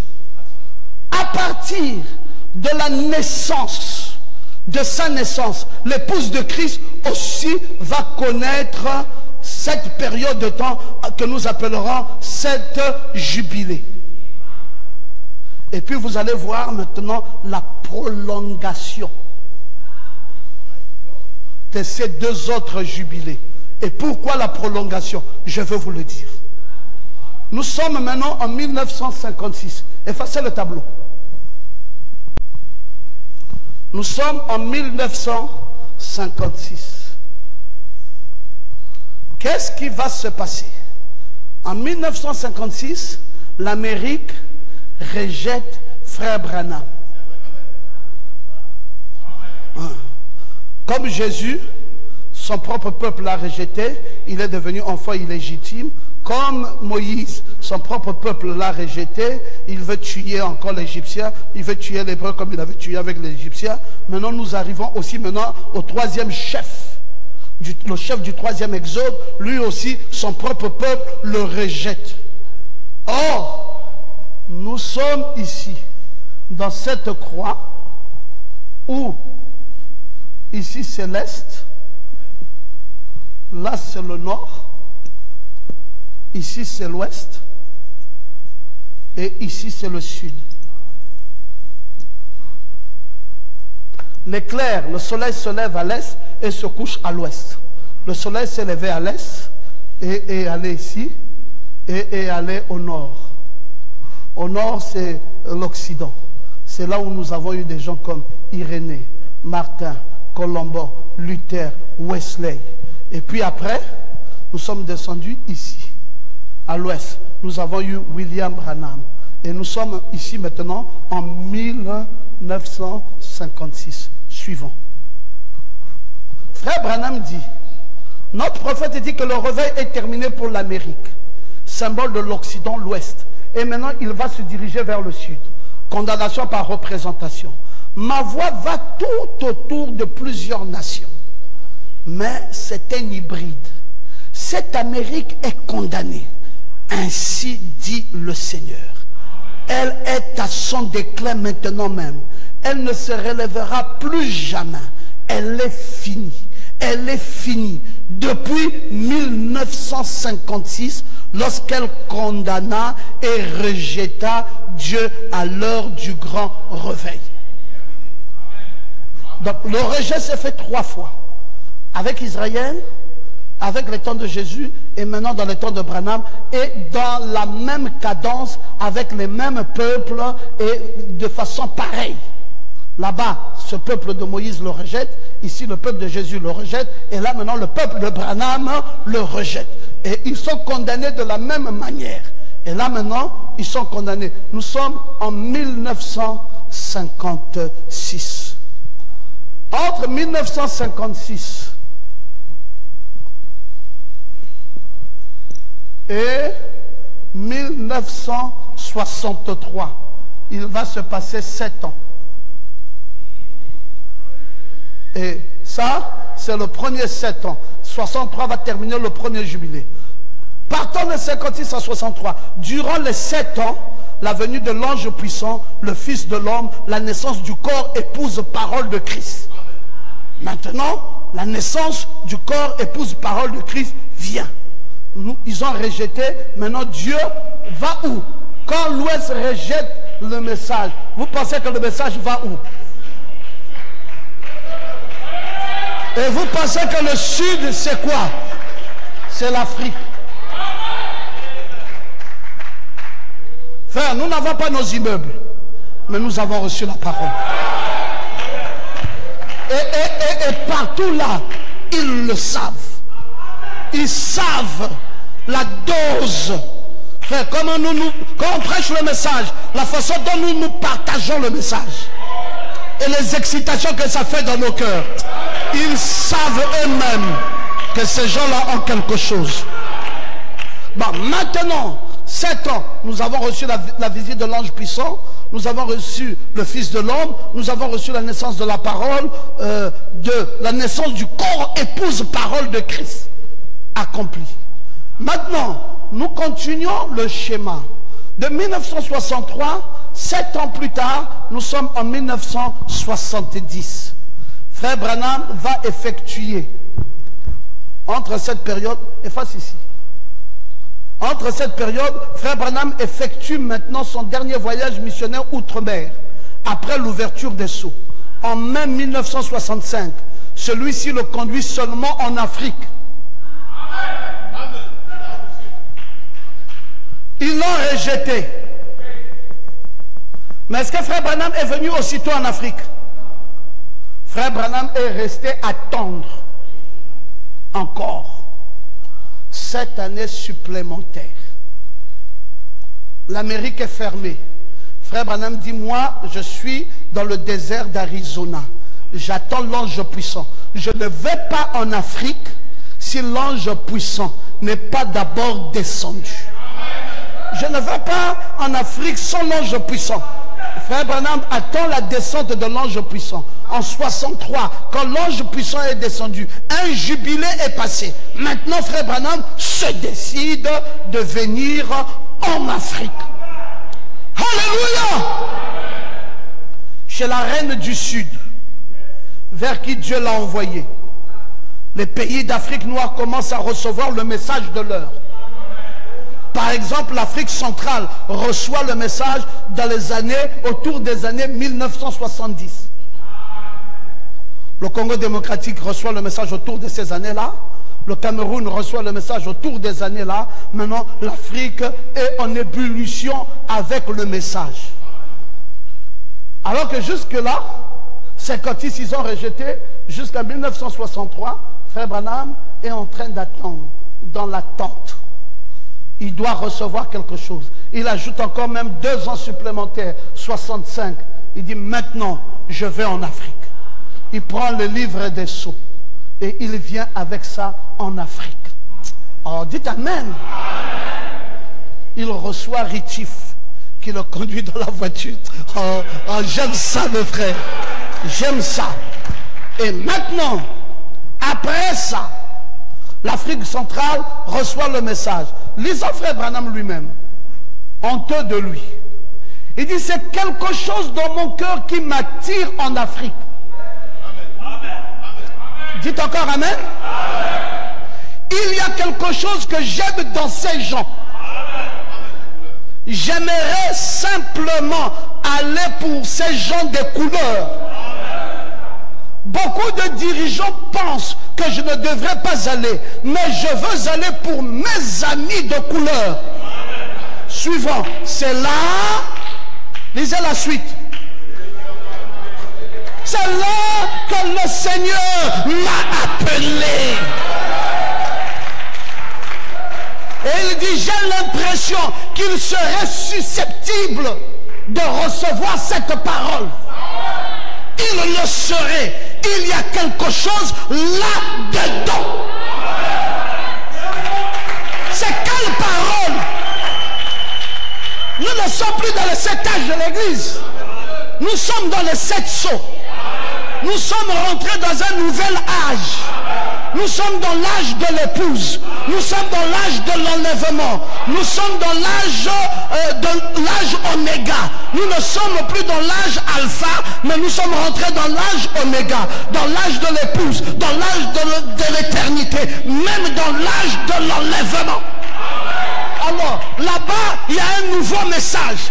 Frère Branham comprend que les gens qui sont susceptibles de saisir ça, ce sont ces Africains-là. Il dit dans cette dernière dispensation, j'ai été appelé pour eux. Mais dans quelle dispensation? Dans le 3e exode. Qui en est le chef du 3e exode? William Branham. Et c'est quoi le message du 3e exode? Ce sont les sceaux. Et il va amener ça où? Il va maintenant en Afrique. La colonne de feu descend maintenant. Oh frère.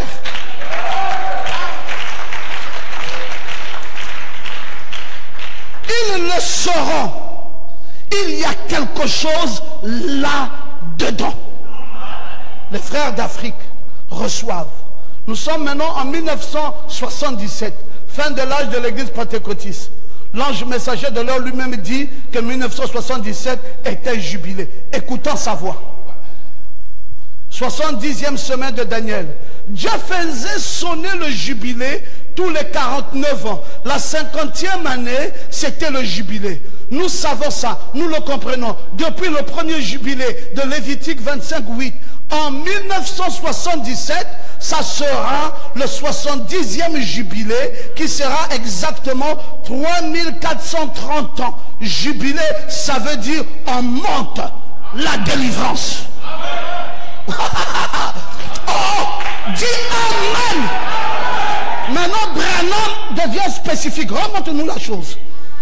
Il nous donne les détails de la fin de l'âge de Laodicée, de la fin de l'âge pentecôtiste. Il dit que à quand est-ce qu'on va commencer à monter? Parce qu'on va maintenant au mont Arara. Il dit en 1977. Il dit maintenant on monte au mont Arara. On va à la rencontre de l'arc-en-ciel pour faire l'alliance de l'éternité. Nous rentrons dans ce 3e exode. Nous rentrons dans cette église appelée l'église épouse. Et là, nous rentrons ici. Et il dit, on monte. Il dit, c'est la délivrance. On est délivré du pentecôtisme. Maintenant, on rentre dans le nouveau message. Dans le message de l'heure. On n'est plus dans le message du temps de la fin. Mais maintenant nous rentrons dans le message de l'heure. Et là, nous sommes ici. On monte. Est-ce qu'on est monté? Il dit on monte. Il dit en 1977. Il dit ça sera un jubilé. Et nous avons vu que c'est un jubilé. Effectivement, 63, 70, 77, c'est un jubilé. Et maintenant, nous sommes montés. Mais entre le temps où nous montons, 56. Oh.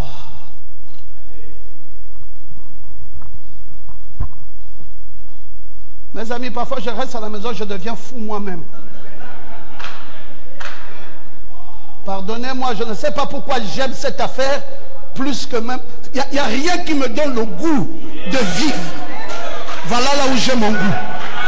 Donc, quand j'ai ça, même à la maison, maman Goba souffre. Oh, viens manger, je dis reste avec ta nourriture. Ça là c'est trop bon. Oh, même viens, l'heure est passée, je dis demain on va manger. Je mange ici là.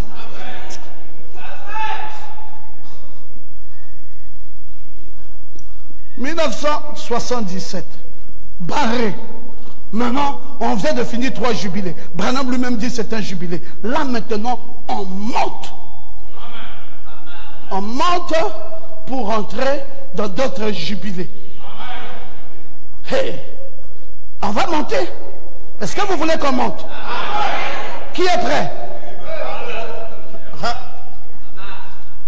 Même si on dort ici, tant pis. Je préfère même vous donner les vacances vendredi que de rater ça là. On ne sait jamais, quelqu'un peut tomber malade et il va rater ça. Nous allons dans un autre jubilé. Nous sommes maintenant en 1984. Il faut toujours compter 7 ans. 1977 et nous sommes en 1984. Lisons. L'épouse commence à saisir la révélation du 7e sceau.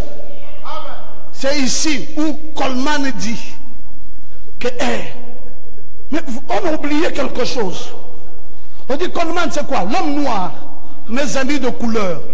On dit mais Coleman c'est quoi qu'on a oublié? Il dit Mais il fallait qu'on lise bien ce message. Mais les 7 tonnerres, les 7 vertus, mais les 7 tonnerres. Alors il commence à venir en Afrique du Sud. L'autre, Roscoe lui dit, papa, quand toi tu dis 7 tonnerres, nous on dit chat. Parce que les 7 tonnerres là ne se donnent pas comme ça. Ça doit se donner dans une atmosphère où on doit crier des amens. Maintenant, ça commence à changer.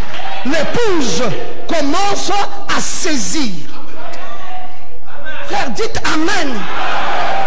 L'épouse commence à saisir la révélation des 7 tonnerres. La révélation du 7e sceau. Après la demi-heure de silence qui a duré 20 ans et 6 mois. En termes du temps des hommes. Là maintenant, l'église monte. Est-ce qu'on peut voir l'autre jubilé? 1984 à quoi? Ah, merci. Vous comptez bien les choses. Alors, c'est le vent de démocratie. Vous connaissez même au Gabon ici. On a subi ça. Surtout en Afrique, chez la reine du Sud. Ce qui est un signe naturel de ce qui se passait réellement dans le spirituel. L'épouse cherche à se libérer de la tutelle de l'église. Donc, maintenant, sur le vent de démocratie, on cherche une certaine liberté. La liberté de la foi, la liberté de croire au mystère, la liberté de croire aux choses profondes. Et l'église commence à se libérer. Maintenant, allons-y. Nous sommes maintenant de 1991, dites-moi vous-même, en 1998. Alors, c'est à partir de cette année que les églises de l'Afrique noire commencent aussi à saisir la parfaite révélation de 7 tonnerres d'Apocalypse 10.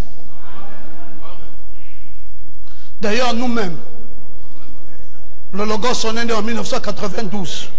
Tout le Gabon ici ne croit pas les 7 tonnerres. 2 blancs sont arrivés ici, je les ai reçus chez moi à la réussite. Ils ont dormi chez moi. On dormait nuit et jour. Ils sont en train de me donner les 7 tonnerres. En 1993, je m'en vais à la première convention de 7 tonnerres à Nuremberg.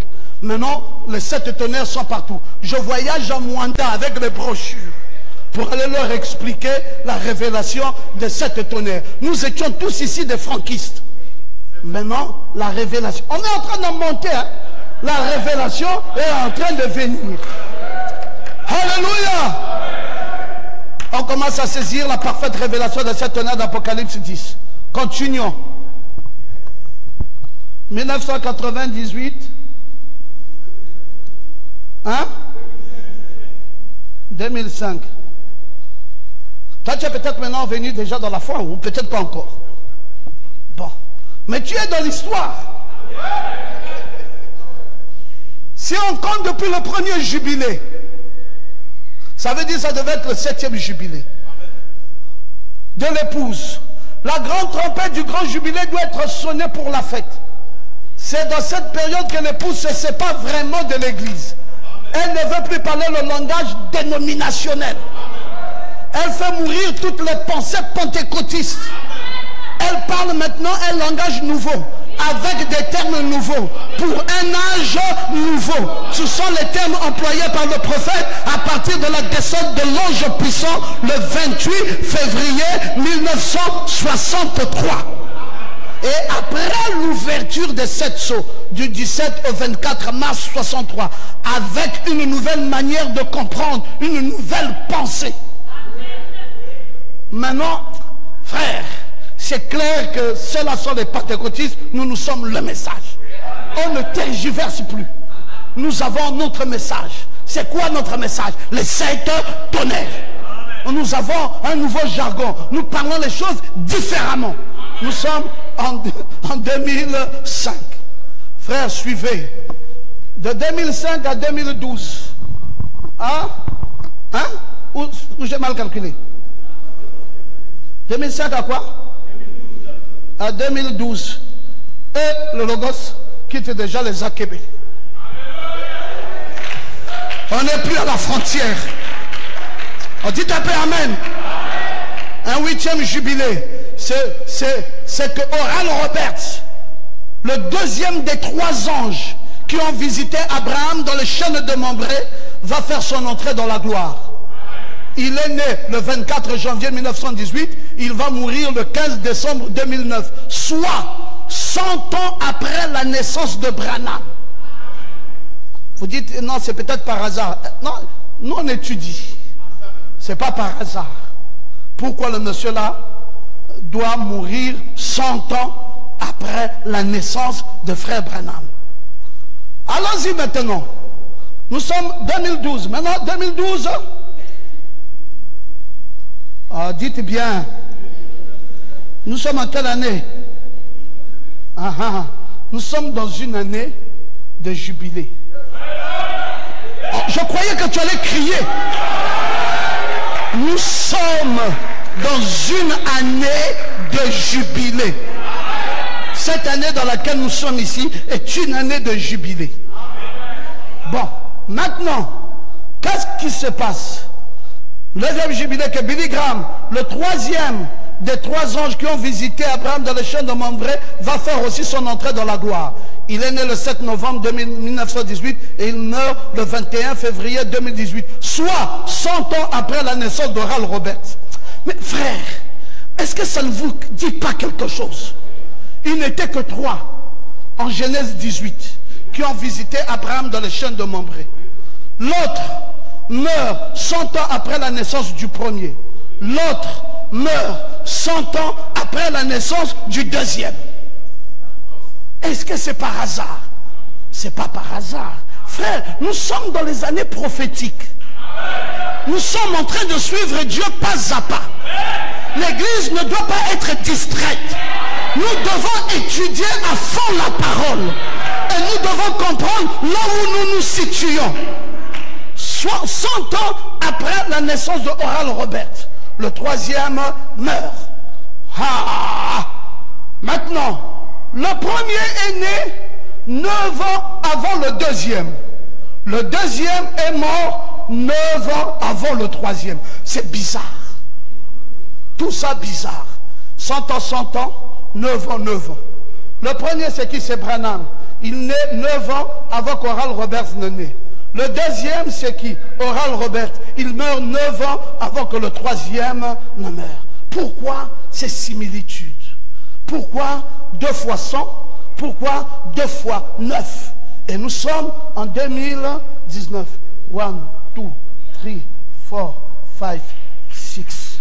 Alors maintenant, si on compte à partir du moment où Dieu a dit à l'église de monter dans le 3e exode, ça veut dire que nous allons quitter ici 2020 pour rentrer dans le 7e jubilé et puis Amana. Et puis quoi? Amana. Donc là où nous sommes ici, mes frères, nous disons que nous allons bientôt rentrer en 2020. 2020, nous rentrerons dans le tout dernier jubilé de la 3e église, du 3e exode de l'épouse. Et nous sommes en 2019. Et on a déjà dit au revoir à tous les premiers. Alors 2019 ici ne s'arrête pas là. 2019, c'est dans ce 9e jubilé que j'appelle le 6e jubilé de la nouvelle église que le pasteur William Collins est décédé le 20 octobre 2017. Lui qui devient pasteur au Branham Tabernacle en 1969 et introduisit l'écoute des bandes qui en octobre 2015 s'est retiré du Branham Tabernacle pour commencer une autre église à New Albany, laissant ainsi le pastorat à Joseph. Bon, vous allez voir une chose bizarroïde. Le Branham Tabernacle écoute les bandes en 1969. Quand moi je suis parti là-bas, on a écouté les bandes. Depuis 1979, qui a introduit l'écoute des bandes de Branham Tabernacle? Ce n'est pas Joseph Branham. Joseph Branham est né en 55. Il n'est même pas prédicateur encore. Nous sommes en 69. Collins introduit les bandes, l'écoute des bandes. Tu pars au Branham Tabernacle. À partir de 1969 jusqu'en date de nos jours, on écoute les bandes. cette église-là, écoute les bandes depuis 1969 jusqu'à ce jour. Qui a introduit ça? William Collins, qui a introduit les bandes. Vous allez voir aujourd'hui les nouveaux prédicateurs qui ne prennent pas le temps d'étudier, qui ne prennent pas le temps de comprendre. Joseph Branham est né dans les bandes. Toute sa vie, il n'a grandi que dans les bandes. Il ne connaît pas le réveil de la reine du Sud. Il ne sait pas qu'après 1956, c'est descendu ici. Et là, Dieu a suscité de puissants hommes de Dieu.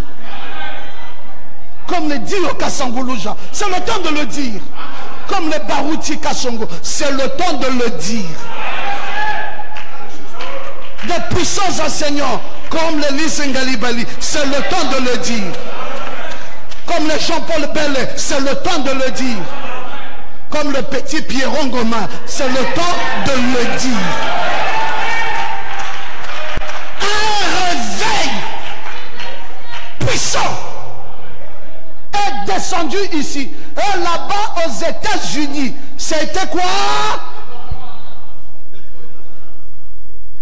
On dit qu'on dit prêche, il dit, mettez la bande.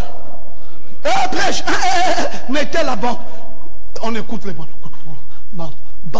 Pendant qu'ici, il y a un puissant réveil, il y a des guérisons divines, il y a des puissants feux, il y a des puissantes choses. Une chose bizarre. En 2019, ici, on nous ramène de 1969 à 2019. Combien d'années comptez vous-même? Hein? 50 ans, non, n'est-ce pas? Hein? Oui, 0, 11 moins 6, 5. C'est fini. 50 ans. 50 ans après, on nous ramène les bandes et tout le monde s'est devenu comme une nouvelle chose. Oh. Allez-y là où c'est parti. Ce garçon, il n'avait quel âge? De 1900, combien?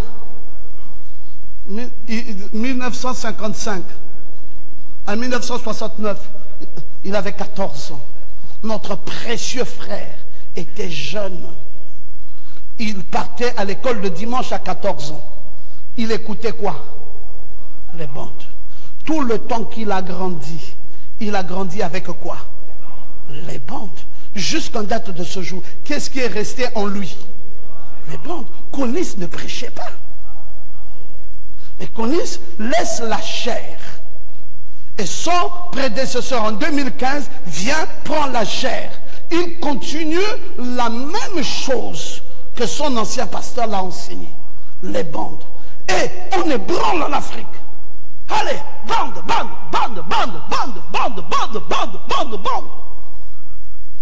Suivons Dieu pas à pas.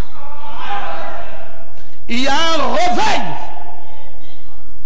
en Afrique. Le réveil de la prédication de la parole. Frère Branham a dit. Frère Branham a dit. Frère Branham a dit. C'est les bandes qui s'est fait chair. Dites un peu amen. Les bandes ne sont pas restées dans les appareils. Ça s'est fait chair. Et ces nouveaux astronautes, ces auxiliaires, avec une nouvelle compréhension, la compréhension du message du 3e exode, dans une nouvelle création. Vous allez dire, Papa Noé est fatigué, mais il y a Sam qui est là, il y a Japhet qui est là, c'est des auxiliaires, ils vont devoir reprendre ça. Et maintenant, Dieu sent lui-même une odeur agréable. Parce que c'est un nouveau jour. C'est un nouveau message. C'est un nouvel âge. C'est des choses glorieuses. Oh! Est-ce qu'il y a des gens ici capables de dire Amen? au 6e jubilé et nous entrons au 7e jubilé. Église du Logos. Je vous ai dit que j'ai aimé cet enseignement parce que ça m'a amené beaucoup plus loin que vous ne pouvez vous imaginer. J'ai médité ça. J'ai réfléchi sur ça. Je me suis dit, mais c'est pas vrai. Qu'est-ce que c'était si glorieux que je ne pouvais m'en imaginer. Et ça m'a permis d'aller pas à pas, comprendre tout ce que nous sommes en train de faire jusqu'en date de maintenant. Et savoir que nous rentrons là bientôt, mes frères, à la 7e dispensation de cette chose. C'est la disparition de l'Église, je pense. C'est pour cela, frère bien-aimé, celui qui a des oreilles pour entendre ce message de ce soir, n'avait qu'à l'entendre. S'il faut revisualiser ça, revisualiser cela. C'est tellement important pour nous maintenant de comprendre que l'heure est très, très avancée. Et qu'il y a quelque chose de magnifique qui se produit désormais ici. Dans notre Afrique, après que l'Amérique ait rejeté son réveil, après que tous les 3 messagers alignés de 1956 soient allés dans la tombe, dans ce dernier jubilé, le 3e s'en est allé. Et donc, mes frères, nous sommes là. Le 3e vient de partir. Il n'y a pas longtemps ici. Il vient de s'en aller. Le 3e vient de s'en aller. Quand c'était le 21 février 1918. Les choses sont en train de se passer calmement sous nos yeux. Est-ce qu'on s'en rend compte? Est-ce qu'on n'est pas distrait? Est-ce que nous comprenons même que 2019 ici, c'est la fin d'un jubilé? Et la fin du 6e jubilé, pour qu'on rentre dans le 7e jubilé de l'épouse. Est-ce que nous percevons ça? Est-ce que nous sommes attentifs? Est-ce que nous comprenons la tendance de nos enseignements? Est-ce que nous les appliquons dans notre temps? Est-ce que nous les vivons? Est-ce que nous réalisons? Nous avions dit dernièrement ici un enseignement qui est passé inaperçu. On a dit quoi? On a dit avant cet enseignement sur le mystère de Noé, on a dit un enseignement qui s'intitulait quoi? Dites-moi, rappelez-moi. L'enseignement avant le mystère de Noé, c'est lequel? La désobéissance et ses conséquences.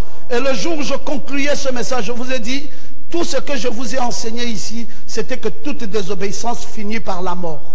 Vous avez compris ça? Depuis ce jour-ci, nous subissons quoi? Tous ceux qui sont allés dans la désobéissance sont en train de mourir. Maman Agnès est allée chez le céleste. Christianisme céleste. Maman Agnès n'avait pas besoin de ça. Petit frère direct, même père, même mère, prédicateur du message. Elle a tourné le dos comme ça, comme quelqu'un qui dit, je vous fais la canaille. On est où? Ambéant, dont le pasteur a pris son neveu, a donné à sa fille, lien de mariage, a fait son message. On en est où? La désobéissance est on est en train de subir des morts de désobéissance. Vous savez, quand on ne vous le rappelle pas, vous ne vous rendez pas compte. Parfois, il faut vous rappeler, Dieu était déjà en train de nous enseigner ça. Qu'attention avec la désobéissance, voici là où ça conduit. Et nous sommes en train de vivre ça maintenant. Oui, de façon successive. Est-ce que nous comprenons? Est-ce que nous comprenons pourquoi Dieu nous a amenés dans le mystère de l'arche de Noé? Est-ce que nous comprenons que nous sommes dans un 6e jubilé après que la 3e église soit enclenchée? D'après William Branham, cité de sa bouche lui-même, que là, en 1977, on monte. Et maintenant, on monte contre les jubilés, et ça, c'est le 6e jubilé en 2019. Et tous les messagers sont morts. Et maintenant, on rentre dans quoi? Mes frères, soyons vigilants. Aimons davantage ce message.